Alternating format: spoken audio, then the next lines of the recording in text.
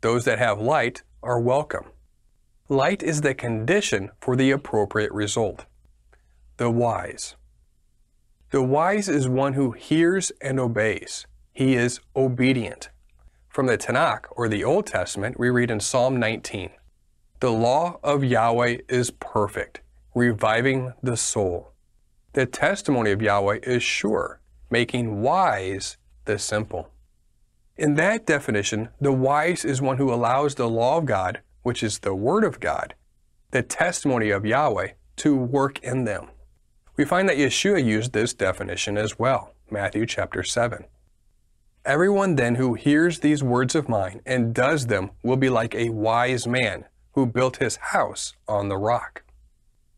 The wise are those who have the Word of God as their foundation for life.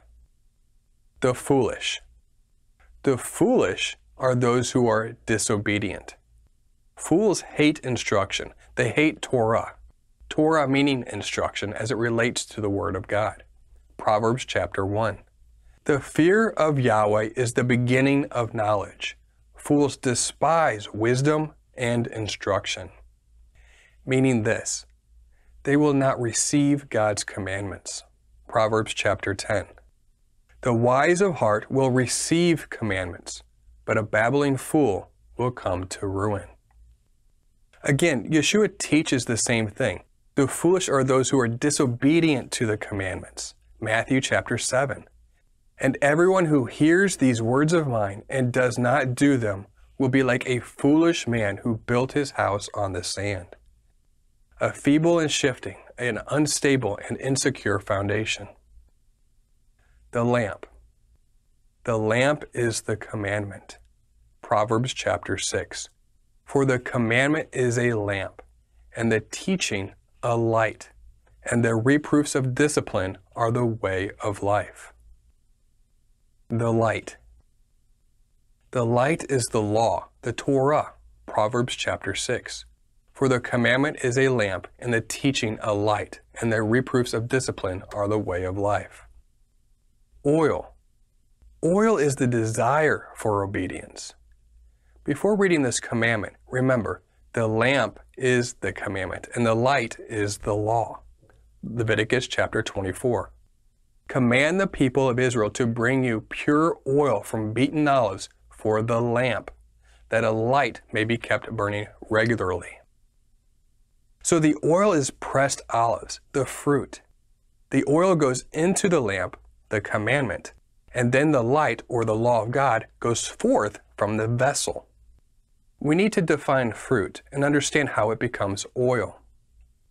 Fruit is the understanding of the Word of God as demonstrated in the results of a life that has understood and applied the Word of God accurately. Matthew chapter 12. "Either make the tree good and its fruit good, or make the tree bad and its fruit bad. For the tree is known by its fruit. As for what was sown on good soil, this is the one who hears the word and understands it." The tree is the person. The fruit is the resulting quality of life, not the understanding of the Word of God, but rather its proper application. There are many who understand and don't apply, therefore do not yield good fruit. The person is known by its fruit or lack thereof. Notice that it defines what was sown in the soil to produce the good tree. Hears, understands, and produces good fruit as it was already defined as a good tree. The wholehearted application of the Word of God, or doing the Word of God, will bring tribulation to the soul in physical, social, economic, psychological, and emotional challenges, or sufferings for the sake of the kingdom. But he who remains faithful endures to the end. Revelation chapter 1. "I, John, your brother and partner in the tribulation and the kingdom and the patient endurance that are in Jesus, was on the island called Patmos on the account of the Word of God and the testimony of Jesus," or his Hebrew name being Yeshua.